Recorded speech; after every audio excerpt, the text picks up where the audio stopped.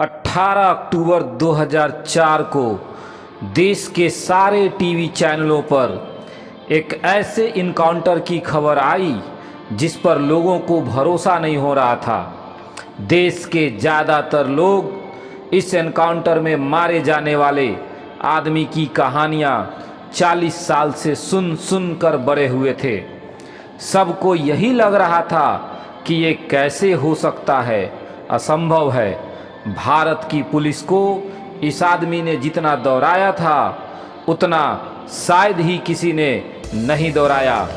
3 राज्य कर्नाटक, केरल और तमिलनाडु के 6000 स्क्वायर किलोमीटर में फैला था इसका राज्य। इस राज्य में घुसने से पहले इस आदमी की परमिशन लेनी पड़ती थी। बड़े बड़े लोग भी इसके नाम से सहम जाते थे। एक बड़ा आदमी आया था इस जगह 1997 में, आँख कान पर पट्टी बांध के घसीटते हुए लाया गया था। उसका नाम था कन्नड़ फिल्म के बड़े हीरो राजकुमार, जो 5 स्टार होटल में रहने वाले थे। 109 दिन उसके कैद में रहना पड़ा।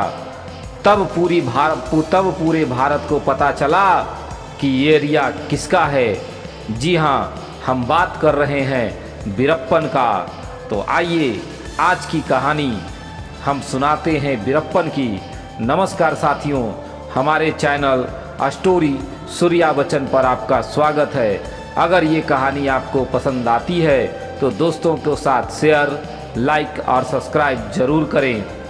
जितने भी राजनीतिक, पुलिस और जंगल के इसमें कहानियाँ जोड़ा जाए तो वीरप्पन के ऊपर एक फिल्म भी आई, तो लोगों ने कह दिया कि इसमें वो बात नहीं है, असली कहानी तो छूट ही गई है। इसकी कहानी इतनी आसान नहीं है दोस्तों।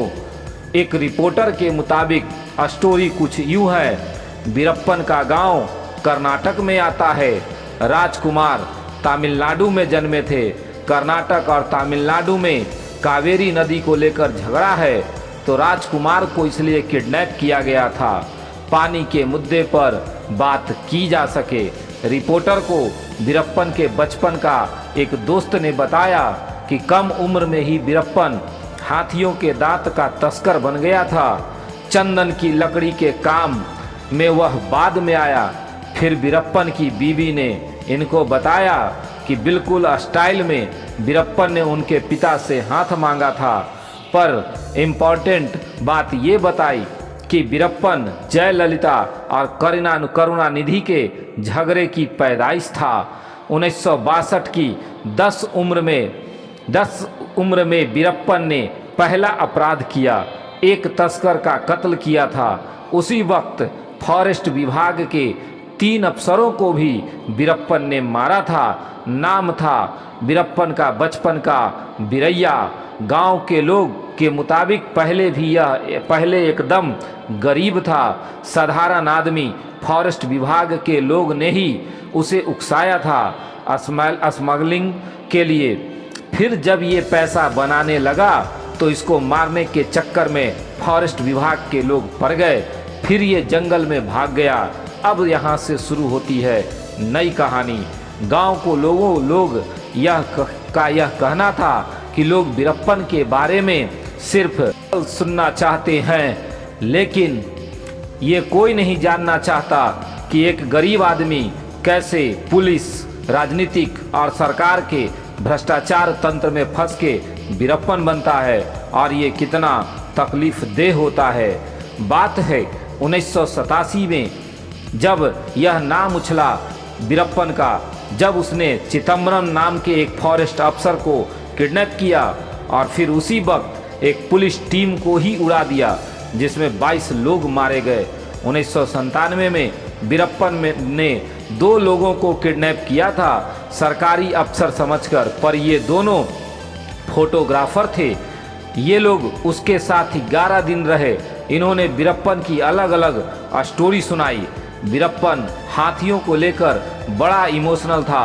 उसने कहा कि जंगल में जो कुछ होता है मेरे नाम पर मढ़ दिया जाता है, पर मुझे पता है कि 20 से 25 गैंग जंगल में शामिल हैं। इस काम में सारा काम मैं ही नहीं करता, मैंने कब का छोड़ दिया। हाथियों को तो इंसान ने कितना तंग किया है। वीरप्पन उस समय नेशनल जियोग्राफिक मैगजीन से ये बात बता रहा था। वीरप्पन ने सन 2000 में हीरो के किडनैपिंग के बाद 50 करोड़ मांगे थे राजकुमार की रिहाई के लिए। साथ ही बॉर्डर इलाकों के लिए वेलफेयर स्कीम भी मांगे थे। ये रॉबिन हुड बनने का इसका अलग स्टाइल था। फिर 2002 में उसने कर्नाटक के एक मिनिस्टर नागप्पा को किडनैप कर लिया और मांग पूरी न होने पर नागप्पा को मार दिया। वो हरकत थी जिसने सरकारी तंत्र की वीरप्पन के सामने लाचारी को जाहिर कर दिया। उसी वक्त एक अफवाह भी उड़ी थी कि एक बार वीरप्पन को पुलिस ने घेर लिया था, हेड शॉट लेने की तैयारी चल रही थी, पर वीरप्पन ने अपने सैटेलाइट फ़ोन का इस्तेमाल कर एक बड़े मंत्री को फ़ोन किया और पुलिस वहां से हट गई। कहा जाता है कि वीरप्पन 184 लोगों को मारा था, जिसमें 97 पुलिस वाले थे। हाथियों को मारना इसका पेशा, हॉबी और लोगों से दोस्ती का फर्ज अदा करने का अलग ही तरीका था। 5 करोड़ का इनाम वीरप्पन के ऊपर रखा गया था। इसके सिर पर यह कहा जाता है कि जब इसकी बच्ची पैदा हुई तो इसने उसका गला घोंट दिया था। कहा जाता है 10,000 टन चंदन की लकड़ी काट के बेच दी, जिसकी कीमत लगभग 2 अरब रुपए थी। वीरप्पन को मारने के लिए जो टास्क फोर्स बनाई गई थी उस पर 100 करोड़ रुपए खर्च हुए थे। 2003 में जब विजय कुमार एसटीएफ के चीफ बने तब वीरप्पन अपनी स्किल खो रहा था। विजय कुमार के लिए वीरप्पन नया नाम नहीं था। 1993 में भी विजय ने उसको पकड़ने के लिए बड़ी मेहनत की थी। पत्तों के चरमराने से जानवर को पहचान लेने वाला वीरप्पन ये नहीं पकड़ पाया कि उसके गैंग में विजय के आदमी घुस गए थे। उस वक्त दुनिया बदल रही थी। गैंग वाली लाइफ लोगों को अच्छी नहीं लग रही थी। वीरप्पन के गैंग में लोग कम होने लगे थे। विजय कुमार को ये बात पता थी। जिस दिन वो मारा गया उस दिन वो आँखों का इलाज कराने निकला था। जंगल से जब बाहर निकला तो पपीरा पट्टी गांव में एक एम्बुलेंस ली, पर वो गाड़ी थी पुलिस की, जिसे विजय का एक आदमी चला रहा था जो वीरप्पन के लोगों से दोस्ती कर चुका था। पुलिस के लोग रास्ते में छिपे थे। एक जगह गाड़ी रोककर ड्राइवर भाग निकला। फायरिंग होने लगी। ड्राइवर के जिंदा बच निकलने की कोई अंदाजा नहीं था, पर निकल गया। वीरप्पन मारा गया। कहते हैं कि उसे जिंदा पकड़ने की कोशिश ही नहीं की गई क्योंकि वो छूट जाता, पर पुलिस यही कहती है कि हमने वार्निंग दी थी, पर उसने गोली चलाना शुरू कर दी। पर जान पर खेलकर उसके गैंग में शामिल होने वाले पुलिस वाले कमाल के थे। बहादुरी की ऐसी मिसाल मिलनी मुश्किल है। जयललिता ने इन ऑपरेशन में शामिल अपने अफसरों को प्रमोशन दिया और सबको 3-3 लाख रुपए दिए गए।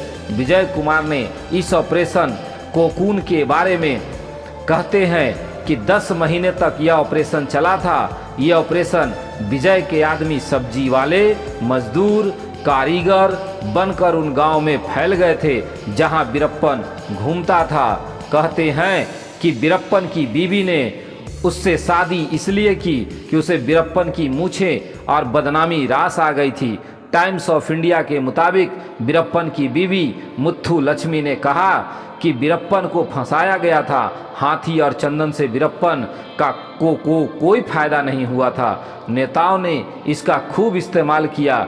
हमने साउथ छोड़कर नॉर्थ जाने का भी प्लान किया था, पर वीरप्पन ने कहा कि अगर यहाँ से बाहर निकले तो लोग मार देंगे।